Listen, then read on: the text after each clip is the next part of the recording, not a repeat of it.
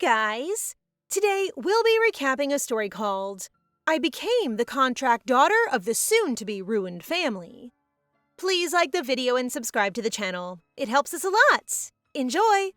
Anisha was unfortunately experimented on in her previous life, and she had heard news about the ruler of Green searching for his missing daughter, but the truth was that he was looking for a substitute.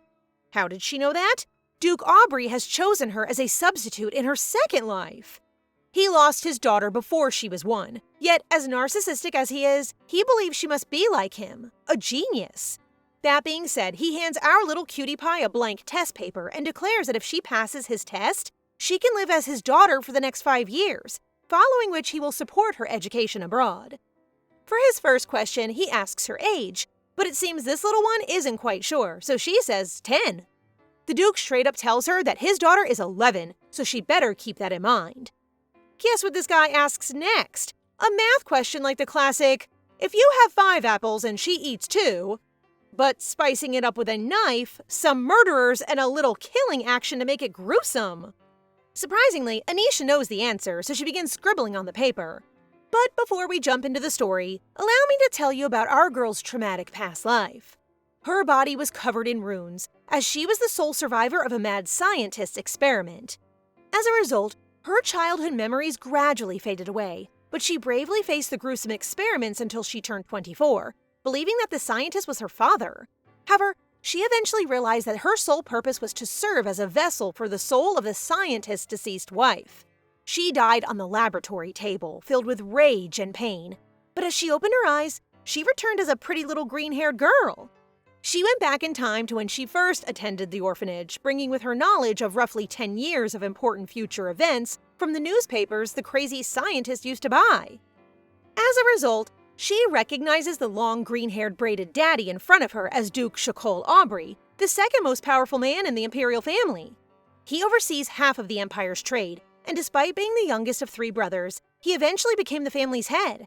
Strangely, Anisha is also aware that this grumpy man is a softie towards his wife and loyal to the ruler of Blue, which confuses her. Anyway, the Duke reviews her paper and seeing how well she did, proclaims that he would adopt her. Anisha regressed just 3 months ago after dying as a lab rat, which made her body so spongy that even a small amount of air caused her pain. Seeing her little hands and lovely hair makes her very happy, but uh-oh. Life isn't giving her a break when she notices the runes from the experiment on her wrist. These are the unremovable ancient writings that killed her in the past, causing her to break down. However, she knows that this is her chance to take revenge, so if she dies, so be it, but she swears to ruin the mad scientist's life as well. She gives herself a little wake-up slap and is focused on getting those grades to secure a sponsor at the orphanage. It's all part of her master plan for revenge. So she totally does that yes, I do the cooking, yes, I do the cleaning thing, and it honestly shocks everyone. While she walks down the hall, a kid named Peter intentionally bumps into her, like your typical bored bully. He calls our adorable baby dirty and low class, but she knows that he is also an orphan receiving sponsorship from a count. She gives him her nasty smile, advising him to be careful since the count can easily kill him, which causes Peter to become enraged and threaten to punch her. She is cute and scary. Anisha just smiles and gives that, yeah, go ahead attitude, knowing that the head and a noble are on their way. As the head scolds Peter, she flashes a charming smile, expecting that the noble in the robe will sponsor her. But to her surprise, the guy has come to adopt her, and that's how she first met the Duke.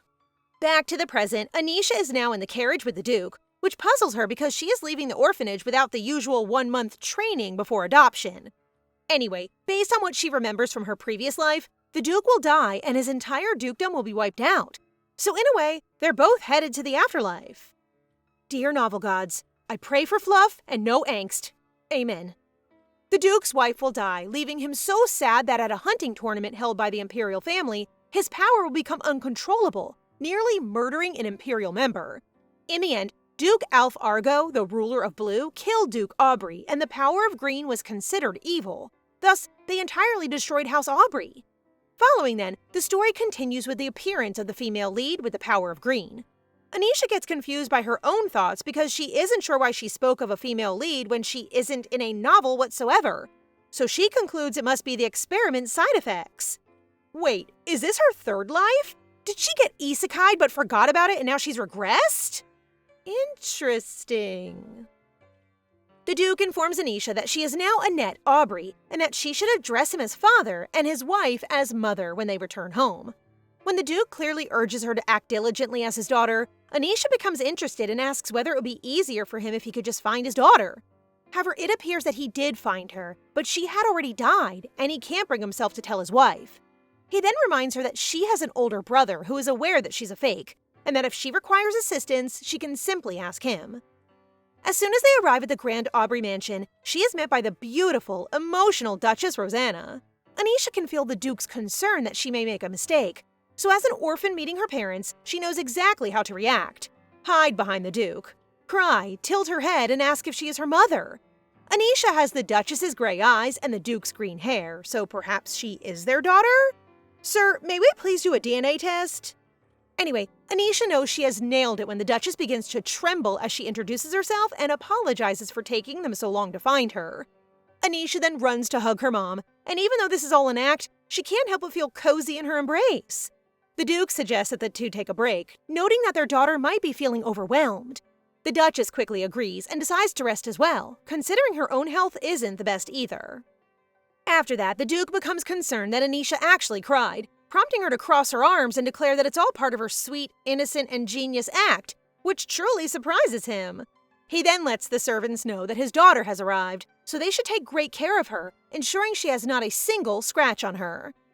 I'm so glad to hear that he intends to provide her with a dream life, even if she isn't real. Marie and Gold introduce themselves and warmly welcome her back to the manor, so she thinks everything will be fine.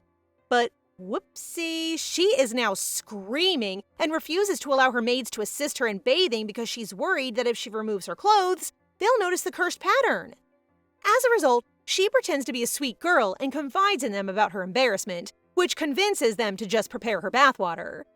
As she relaxes in the bathtub, she realizes that she must find a solution to completely hide the marks.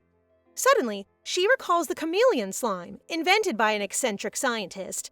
When applied to your skin, it adapts to match your natural skin tone, just like a chameleon. However, it won't be ready for a few years. She cannot wait that long, so she plans on tracking down the scientist to speed up product development. During the dinner, Duchess Rosanna lovingly calls Anisha Annette and asks if she likes the food. Anisha smiles and tells her that the food is incredibly delicious, which excites the Duchess, prompting her to offer desserts. Since everything is delicious, Anisha happily eats until the Duchess calls for her attention and asks her to call her mom. The Duchess expresses her regret about the time they missed together, but she still likes hearing Anisha call her that. Anisha then quickly calls her mom, which brings tears to the Duchess's eyes. The Duchess then tries to convey her feelings, but she starts gasping for air and coughs blood. They better not kill Mommy! After observing everything, Anisha realizes that the Duchess is in worse condition than she initially thought, prompting her to consider helping. She then instructs Marie to prepare hot water, sugar, and ryoa powder. Anisha explains that Marie should lightly toast some ryoa leaves in a pan before grinding them into a powder. Although ryoa is a common weed found everywhere, preparing a complete remedy requires meticulous attention, yet it has a calming effect. Inside the room, the Duke is worried about his wife, while the Duchess is more concerned for shocking their daughter earlier. Nothing to worry, ma'am, as the little cutie pie shows up smiling and excitedly sharing that she has brought her some medicine. However, when the Duke notices that the mug she is holding seems suspicious, he yells angrily at her while Anisha simply smiles, reassuring him not to worry, claiming that she's a genius too, just like him. Don't scream at the baby, like seriously! Of course, Mom joyfully takes the medicine since it's the first time she's receiving something from her daughter, and she happily sips it. As Anisha closed the door behind her, her heart races, the Duke's earlier scream bringing back memories of when she was experimented on. She finds herself lost in her thoughts, but when her maids call for her, she smoothly switches into her acting mode, giving them a playful wink, and explains that she is just shocked at being scolded by an adult for the first time, all while masking her underlying anxiety. I mean, the drink did appear strange, and if a kid gave me that, I'd assume it was toilet water, so I'll forgive the Duke just this once. Meanwhile, the Duke notices that Rosanna's cough has stopped. She breathes easier, and she no longer feels cold, which surprises both of them. He then wonders if the drink really does work, or if it's a coincidence. The Duke feels guilty for putting both his wife and Anisha in the scenario he created for them. He blames everything on what happened 10 years ago, when there was an anti-noble movement because of the former dictator-emperor who enjoyed pleasure in war. He pushed regular citizens into the military and raised taxes only for the purpose of increasing his wealth, prompting the nobility to raise their taxes on their servants. Due to the ongoing conflict and rising taxes, folk aren't as intimidated by the nobles anymore, which has caused some nobles to take drastic measures, like resorting to violence to instill fear. This sparked a widespread rebellion, and ordinary people resolved to use child kidnapping as revenge so that elites would also feel the sorrow of losing a child. Over time, the number of lost noble children rose, and House Aubrey was one of the victims.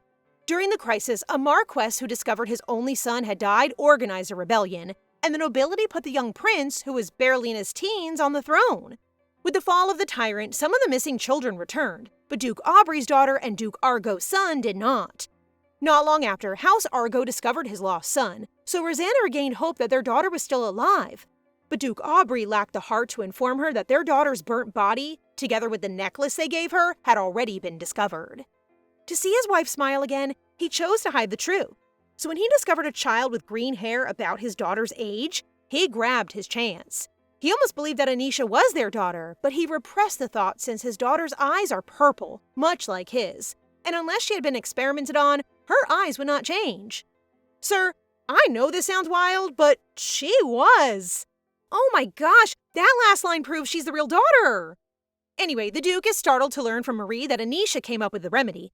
And when Marie adds that the little girl appeared scared after being scolded earlier, he feels terrible.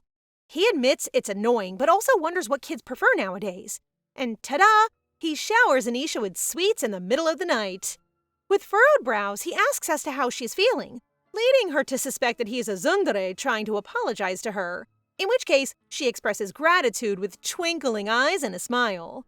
He suddenly freezes, so she tries to test her theory by complimenting him more, and the Duke blushes and appears quite proud of himself. Oh, I know their relationship will be so much fun. The next day, Anisha realizes that her current situation makes it difficult for her to contact the eccentric scientist, so she decides to inform the Duke of a business proposal to make money. What business? She plans to take the mad scientist's future creation. Each magic stone has only one attribute, so if it is infused with fire energy, it will become a fire magic stone. You get the idea. However, no one knows that with a little manipulation, you can fuse two different magic stones to create a fusion magic stone, which is what she intends to tell the Duke. As she walks to the Duke's office, two maids decide to trip her on the floor. They chuckle, thinking that for a kid who grew up in an orphanage, she should learn to hold her head high. But after everything Anisha has been through, this bullying doesn't even faze her. When she suddenly asks if she stinks and the maid replies yes, she says she will tell her father exactly that, along with the part about leaving House Aubrey since they don't want to serve an orphan like her.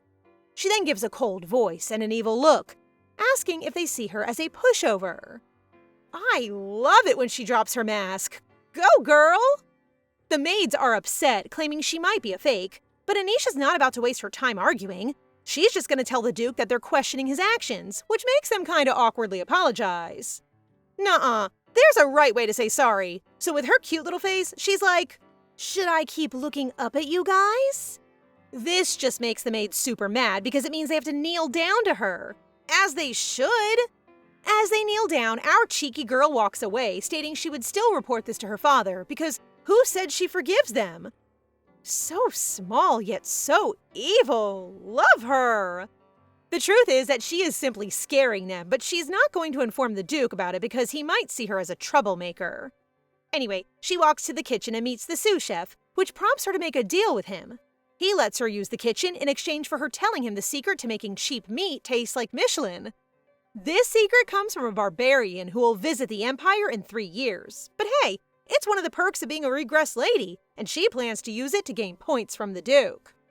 Anisha arrives at the Duke's office beaming with snacks she has prepared, leading the Duke to suspect that she is there to report what happened earlier. The truth is that he witnessed the maid bullying Anisha and was ready to intervene, but he was impressed by how she handled the situation. Look at this Duke giggling and waiting for her to spill the beans so he may punish the maids.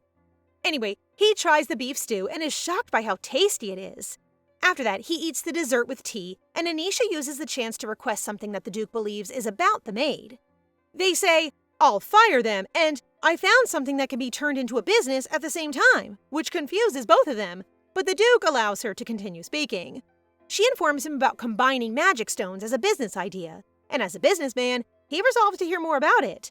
After all of the explanation, the Duke is impressed by how intelligent she is for her age, and he knows that if her theory is correct, this business will undoubtedly succeed. He finishes the food she prepared and blushes, saying it was so-so, but the truth is that it was amazing. Anisha then states shyly that she has one more request, which the Duke assumes must be concerning the maids, prompting him to mentally grin evilly as he imagines how to punish the bullies. To his disbelief, Anisha just wants to state that she wants 20% of the business's income, which embarrasses the Duke and prompts him to say they will discuss it later. He is a cutie. The Duke believes his daughter is simply too shy to voice her thoughts. However, just as Anisha is about to leave, he quickly asks if she has anything else to say, leaving her feeling confused.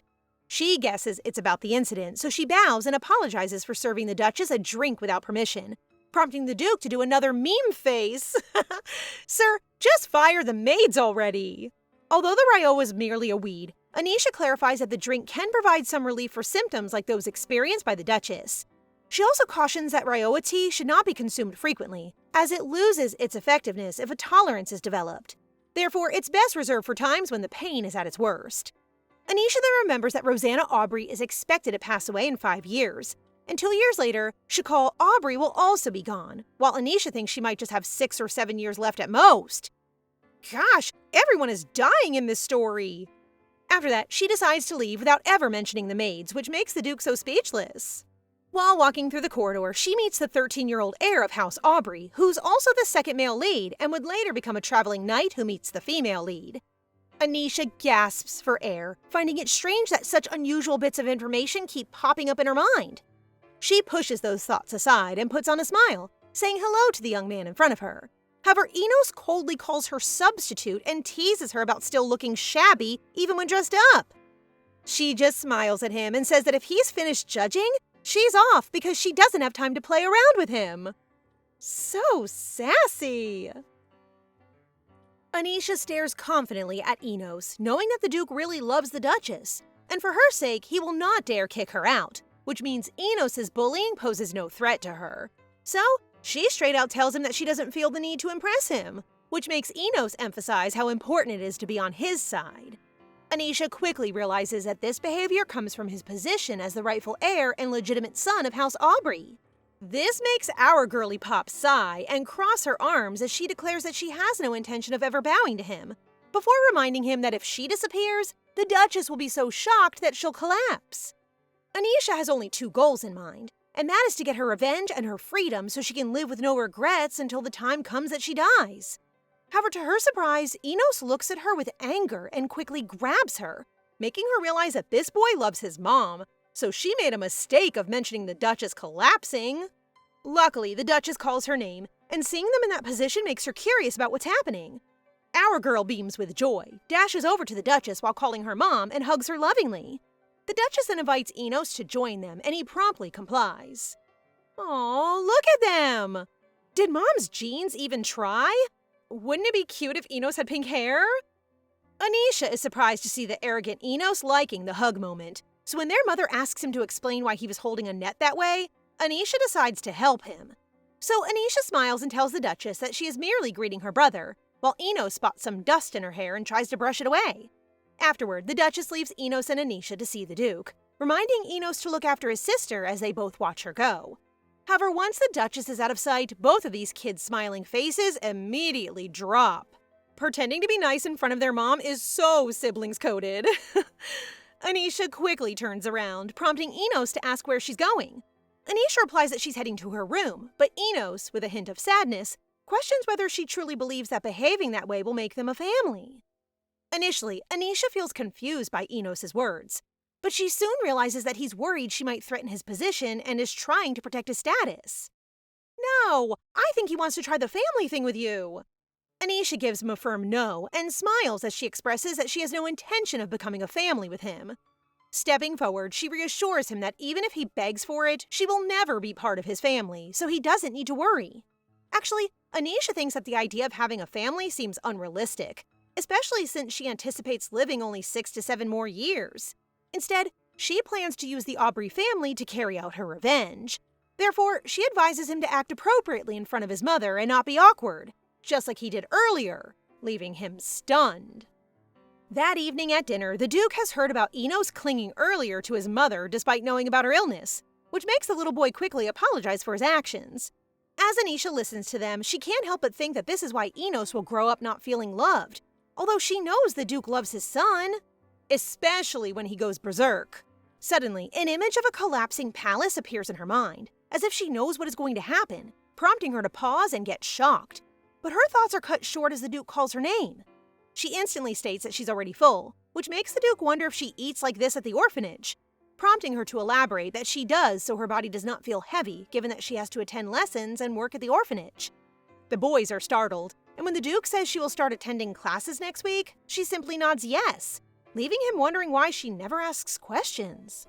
He finds it odd that she isn't even asking what lesson or who her teacher is, but he ends up flinching at her blunt response that nothing will change even if she asks, so why bother? That is a broken child right there. She is refusing to become attached. Anisha then asks if she can go sightseeing, but she quickly retracts her statement, prompting the Duke to respond that he has no problem with her request, although he is busy today and suggests maybe tomorrow instead. She becomes confused, so the Duke grumpily repeats what he said again, and this time she realizes what he wants from her.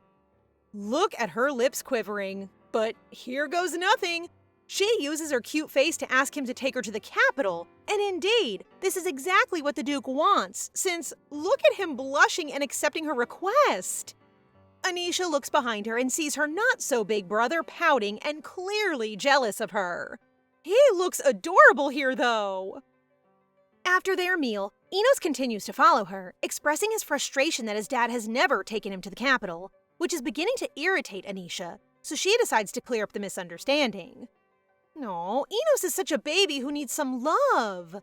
She knows the Duke loves Enos, well, in his own way, and she intends to prove it to him the day after tomorrow. She urges him to meet her at the pond after breakfast so that she can show that he has no need to be jealous of her.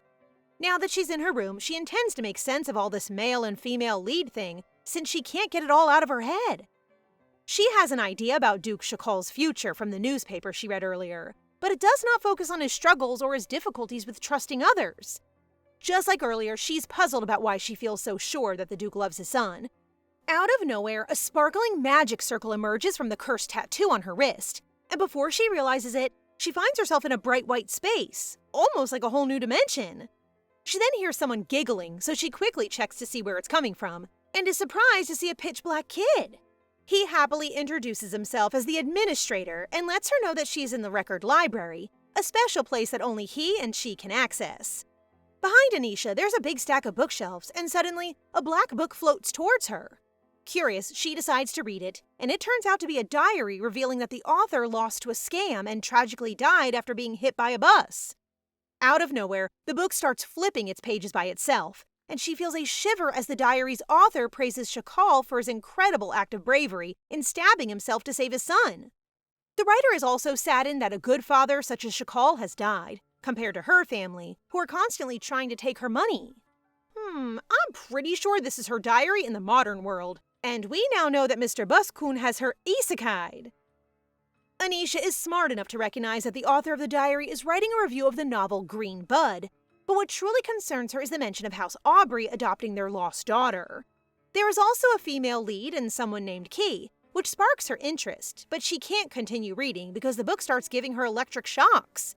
The administrator says that she isn't authorized to read that far yet, and that the book is a record of her past life.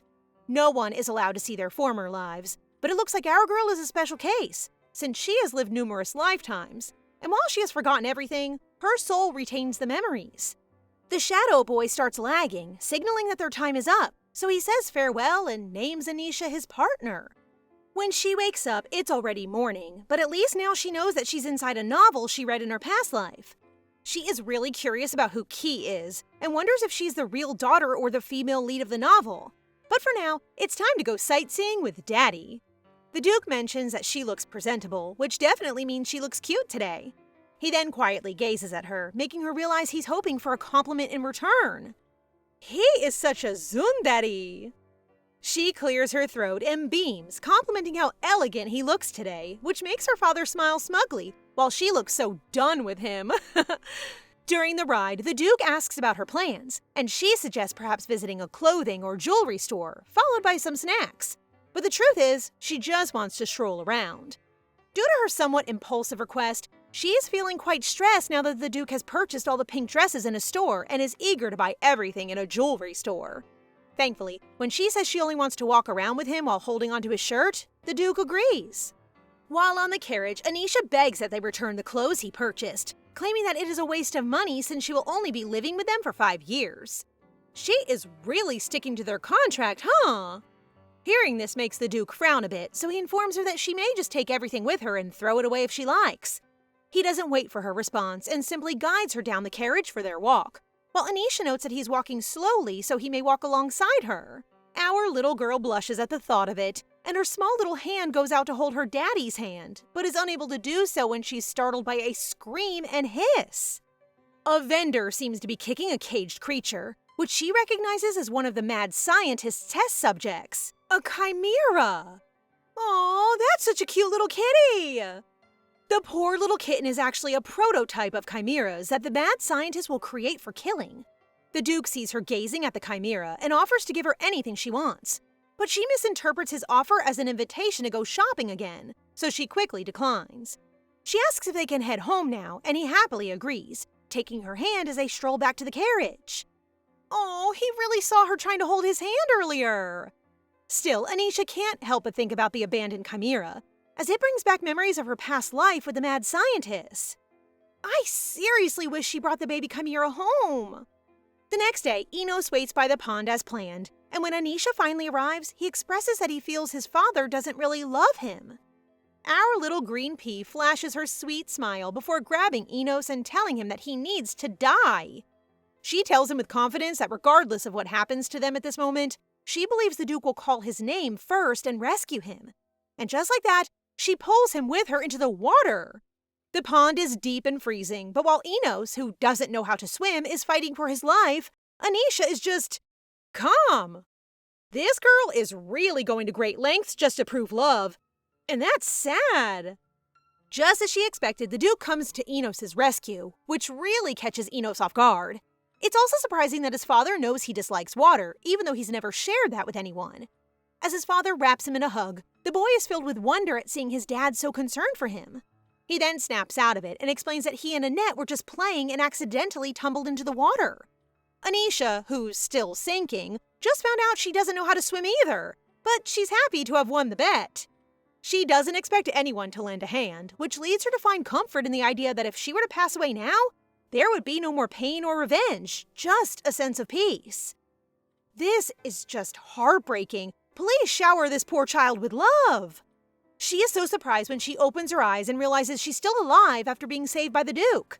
She also finds it puzzling that after what she did, Enos has that worried expression instead of furrowed brows.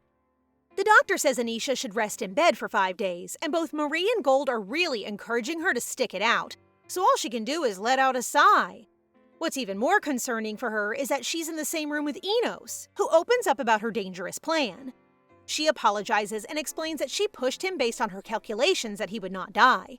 To her surprise, he's not convinced about himself at all. Instead, he is worried about her and the fact that she almost died over something so trivial. Enos begins to cry, and our girl, who, as you know, has no concept of affection, is completely confused. Girl, you've just activated Enos' doting brother mode. She asks him why he's crying, prompting him to wipe his tears. He has proven that his father truly loves him, but he also wants her to know that he has never seen his father rush into the water the way he did to save her, meaning that he cares about her as well. But she simply wears that blank expression.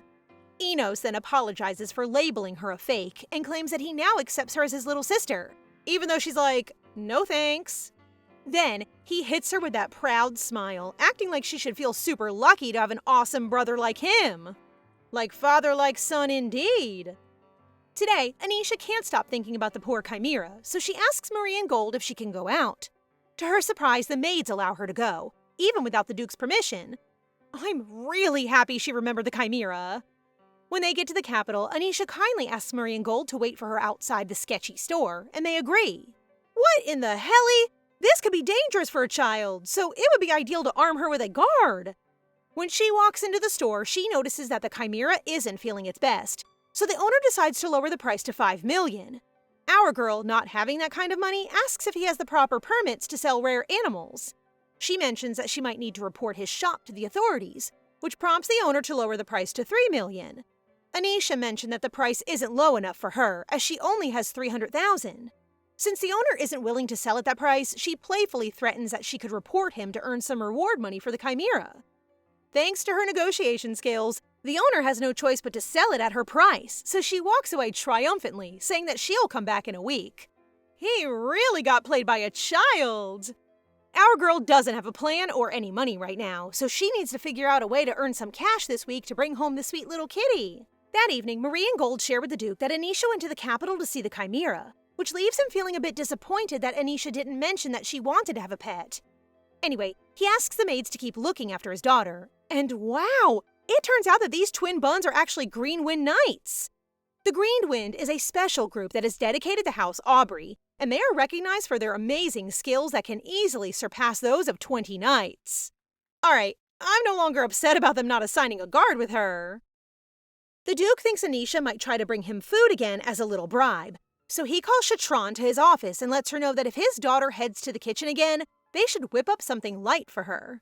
This surprises Chatron because it was Anisha who cooked last time, which leaves the Duke really shocked.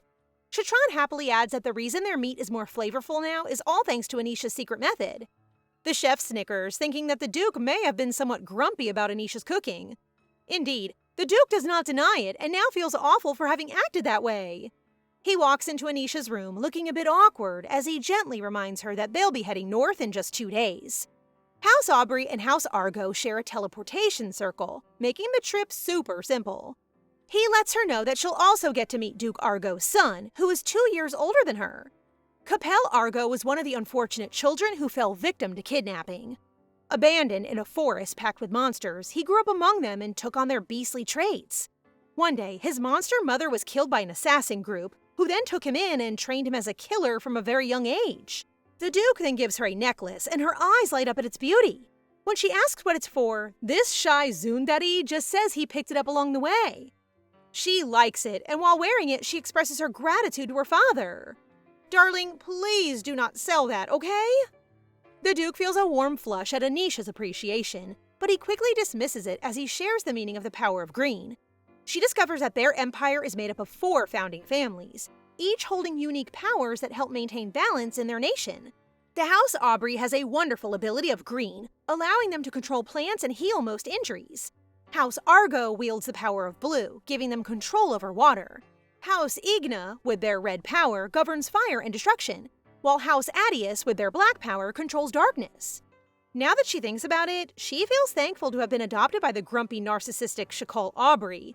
If it weren't for him, she might have ended up back with the mad scientist or as just another random merchant. Being thankful is a good start. I hope she lets down her walls soon. The Duke shares his thoughts on the stew she made before and tells her that it was quite good. He wants to mention that he'd love to have it again, but he feels really shy and just says goodnight. You really need patience when dealing with Tsunderes. The day has finally arrived for them to visit House Argo, and as soon as they show up, the 2 Dukes are totally blushing? Duke Argo just goes in for a hug with Shakal, and Anisha is totally taken aback by it.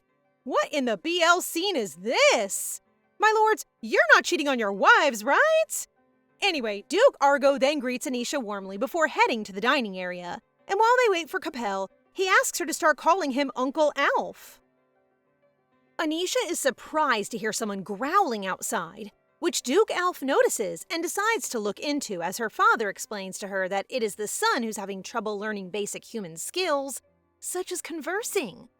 Suddenly, someone from Anisha's thoughts begin to speak, stating that in the novel, the female lead is supposed to be the one who teaches Capel everything, which is how the young boy develops affections for her. The weird voice in her head explains that she is the record of her life and that she exists based on her memories. But because this sounds so complicated, she decides to refer to Anisha as Master from now on. This memory thing is creepy, but a unique way to recall the novel. I'm also curious about the female lead. Is it Anisha herself? Duke Alf then enters the room, carrying his outraged and screaming son. When he sets him down in the chair and he continues to holler, his father has no choice but to assert authority, which causes his son to become surprised and eventually silent. However, Anisha believes that this disciplining method is wrong, so she approaches him and smiles as she suggests that they eat somewhere else together. She sits on the floor and eats her bread, which draws his interest and encourages him to join her. Seeing the kids bring tears to Duke Argo's eyes, it's the first time he gets to witness his son smile. You can bet that Capel will scream in pain when he bites into the piping hot roast chicken that he's holding. Yup, he did, and now he's throwing tantrums again, which leads Duke Alf to almost scold him, but Anisha stops him. She shows the best way to comfort Capel is by expressing her affection, so she gives him a hug and gently pats his back, which works wonders. With Capel now calm, Anisha settles into her chair and the little boy happily follows her.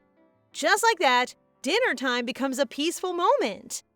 Both kids are now in the library and Anisha pretends to be reading when in reality, she's looking for a way to remove the ancient text on her arm. She may have accepted that she'll die soon, but it does not mean she has given up, and she believes it would be nice to live peacefully with the support of House Aubrey. Speaking of House Aubrey, the record book announces that House Aubrey is doomed to fall apart beginning with the Duchess's death. After that, the Duke will go insane, and Enos will be living on the streets, marking the rise of the female lead, Shakina Aubrey. Hold on, I'm sure Anisha is the real daughter. Then who is this Shakina, I mean? Anisha starts to recall that she wrote in her diary about the House Aubrey adopting their lost daughter, whom she refers to as Key, and she even mentions how adorable she is. Anisha feels as if she's taken someone else's spot, which gives her a quick twinge of unease. But she quickly brushes it aside, reminding herself that they aren't a real family, so there's no need to feel upset. She gets up and suggests to Capel that it's time to go, so the boy quickly follows her. However, he's so strong that a gentle nudge on the shelf makes it topple over. Anisha is afraid that if Capel gets hurt, she'd be kicked out, so she saves him but injures her leg in the process. After hearing a loud bang, Duke Alf runs to the scene to check on his son, while Duke Shakal stares at his daughter, prompting Anisha to smile and convince him that Capel is safe, so there's no need to worry. She also apologizes for bringing Capel with her and begins to sweat when the Duke angrily stops her from continuing. She is scared she enraged him, but sweetheart, your father is simply concerned about you. Look at him with that distraught expression while he heals your leg. He then decides to take her to her room, but gets upset by the thought that she plans to walk with an injured leg, prompting her to awkwardly laugh and confess that she's used to it. He asks if it hurts less when she gets used to the pain, and she replies yes. But as a dad, he corrects her and says that being familiar with the suffering does not make it less painful, but rather that she is convincing herself to surrender to the pain. Her tolerance may increase, but the internal pain remains. After that, he sighs and says she needs to learn to express when she's in pain and when she needs help, prompting Anisha to joke that she can turn into a spoiled, bratty troublemaker if he likes. To her amazement, the Duke agrees, stating she can be whiny and reminding her that if she wants anything, she should speak up now, specifically about buying the baby chimera. This is just so heartwarming. In the hallway, Anisha requests that he set her down since he's already healed her, but the Duke sighs and says that his healing ability is limited, so he must continue to hold her. However, the record book blows Daddy's cover by revealing that Duke Aubrey's power is a cure-all and can even save a person's injury from death, with the exception of natural diseases. Anisha gets all warm inside because this means that the Duke is simply carrying her because he's concerned about her, prompting a grin to appear on her face while calling him a liar. We're almost there, everyone. Baby steps. When they get to her room, the Duke discloses that he despises healing people and that if he ever needs to save someone, it is out of obligation. However, as he touches her cheeks, he states that she is one of the few he will save, not because it is his obligation, but because he did not enter into a contract with her carelessly, meaning that he regards her as his own child. He then reminds her to tell him whatever she wants because he's a perfect, gorgeous man with money, which just ruins the moment for our girl. I mean, he's trying. Hearing the Duke act like a true father to her makes our girl understand that she must do her part as well. So she plans to find the researcher who will develop a cure for her mom's condition. They stayed another day at the Argo residence, and she took the chance to meet the eccentric scientist. Fortunately, a carriage is waiting outside. So she lies to the coachman about meeting her mother at the cuff area, and when she arrives, she heads to the outskirts. When she notices the cabin close to the cemetery, she knocks and asks for Dr. Frick. However, it looks like no one is home, so she decides to slip in a letter in the hopes of receiving a response. But for the time being, she must return home. What do you expect from going out alone, baby girl? Yup, Dad here looks mad with her, prompting her to hastily explain that she was simply out for a walk. However, it isn't working, so she uses the combo of holding the hem of his shirt and beamingly comments that it's great to have someone greet her, swearing to do the same with him the next time. Good thing the Duke is a healer. That combo must really take a toll on his heart. Her cuteness definitely wins the Duke's heart, so he decides to let it slide, and they proceed to the dining room for breakfast. After she eats, Duke Alf apologizes to her and Shakal for what happened at the library. And while she says it's all right, Shakal declares he caused problems. This makes Alf laugh, since it's the first time he's seen Shakal be so direct, and Anisha insists she's fine, which Alf much appreciates. He says Capel wants to apologize to her as well. And speaking of the small kid, he runs up to her and hands her a bouquet of gorgeous blue flowers. She accepts it, and Capel speaks for the first time, saying his name, which she finds adorable, so she introduces herself as Annette to him. He feels thrilled and hugs her, addressing her by the nickname Net, which prompts two different reactions from their dads. Shakal is clearly upset, demanding Capel to let go, while Alf becomes emotional hearing his kid speak. Capel growls at them, and our poor girl is in the middle of all of it. Everyone is just a load of sunshine. I love them. Anyway, it's time for them to go home, and Anisha assures Capel that she'll come play with him again. But for now, he should start studying so they can talk next time. Shortly after getting back home, our little girl created quite a situation that left Marie, Gold, and Enos looking shocked, while the Duke seemed to have an eerie aura, clearly upset with her. What did she do? She decided to cut her hair really short after realizing that green hair is rare and can sell for a high price. Thanks to that, she has finally brought home the little chimera with her. She looks super cute with short hair. She explains that her long hair is becoming annoying, but her older brother is furious since she didn't ask for an expert in cutting it. She is becoming annoyed by Enos' attitude, but what truly troubles her is how silent the Duke is. When the Duke asks Enos to leave and go to his lessons, he wears a sad expression, knowing that Anisha is setting boundaries with him to the point of harming herself. He knows she sold her hair to buy the chimera, and just as he's about to warn her, Anisha uses her glittering, twinkly eyes to explain that she only wants to see how it feels to use the money she earned. She squeals and shows her adorable side, begging him not to be furious. And that act pierces the Duke's heart. He panics, but is able to resist, stating that she can't fix everything by playing cute, because if anything terrible happens to her, the Duchess would be truly heartbroken, and she gets that.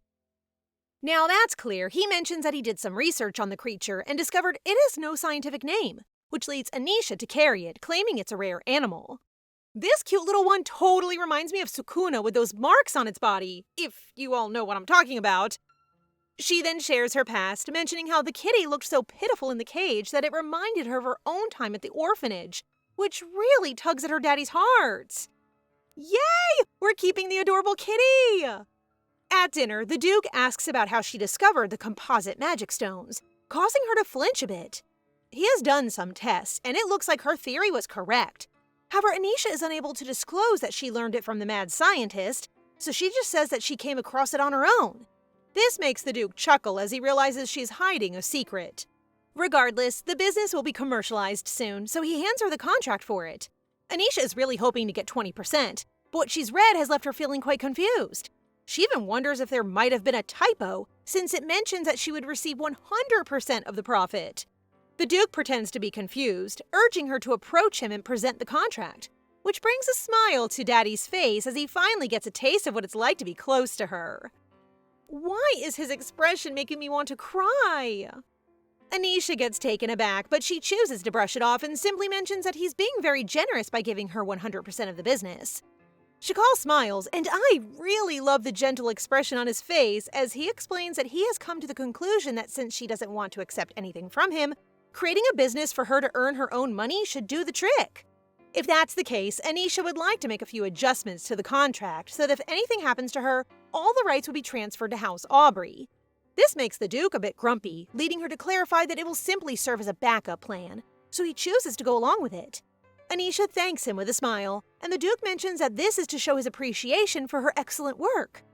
He feels like his real daughter has truly come back, which makes Anisha's eyes look so sad, and she quickly leaves.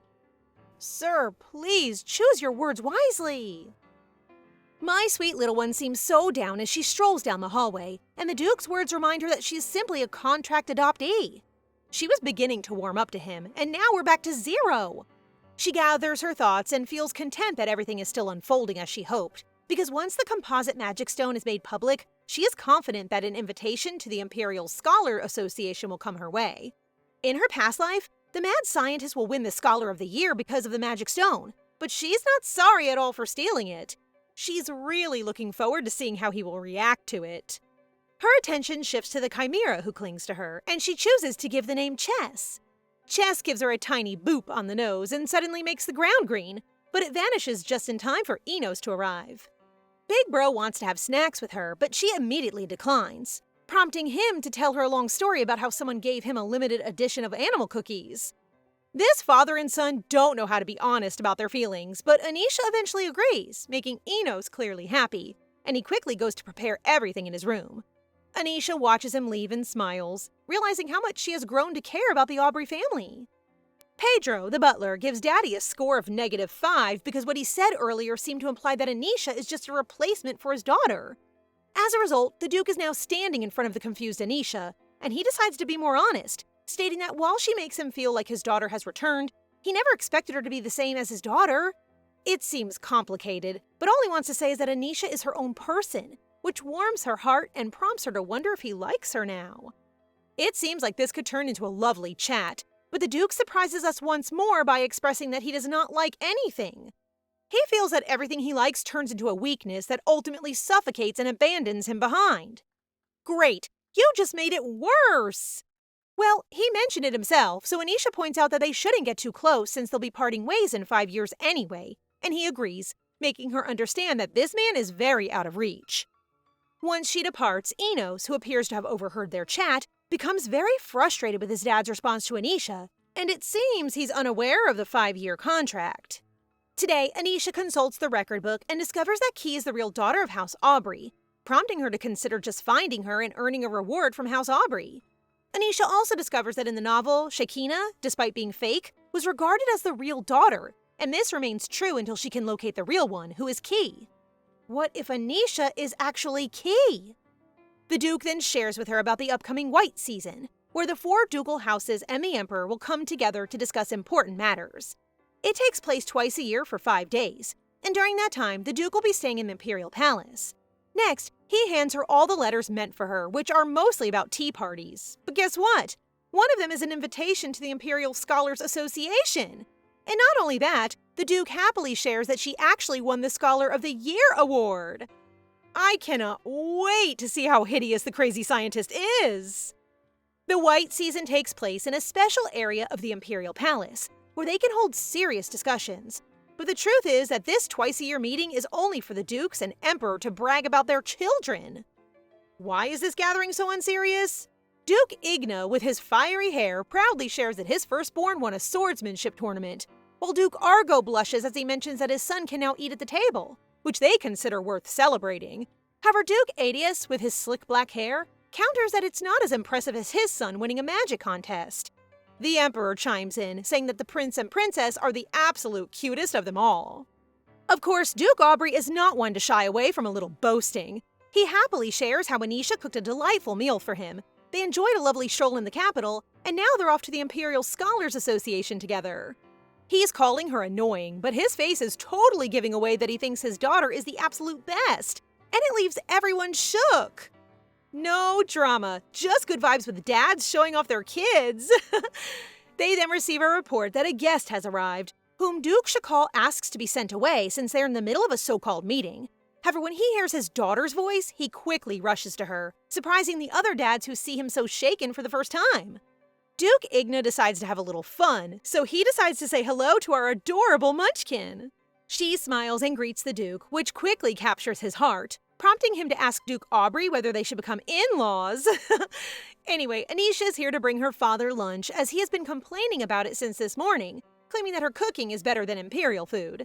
She looks over the room and notices more uncles are curious about her, so she shyly introduces herself to everyone. The Emperor thinks she's adorable, but Duke Adius describes her as a bundle of curses with only 7 years to live. In the blink of an eye, the Duke flies and is now coughing after Shakal furiously punches him. But because Anisha knows that the ruler of Black has power over curses and death, she decides to hug him while whispering that she knows she will die, disclosing that she will only be Duke Shakal's daughter for 5 years, so he should not know about it. She begs him to keep it a secret, but Shakal grabs her and scolds her for hugging strangers. Duke Adius then retracts his statement, stating that his joke was inappropriate, before leaving to catch some air. Anisha follows him to express her appreciation for keeping her secret. She mentions that she knows he's searching for his twin brother, and thanks to the record book, suggests that he should check the Red Rock Mountain. House Adius has a rather harsh tradition where, when twins are born, the weaker one is sadly chosen for sacrifice. She feels relieved that someone is aware of her curse, so with the help of Uncle Shady, she asks if he could lend a hand to her someday too. Our girl is collecting uncles like Pokemons. And that's it for today, guys. What did you think? As always, don't forget to like the video and comment for the next part so we know you want more. Remember to subscribe and turn on notifications for updates. See you in the next one!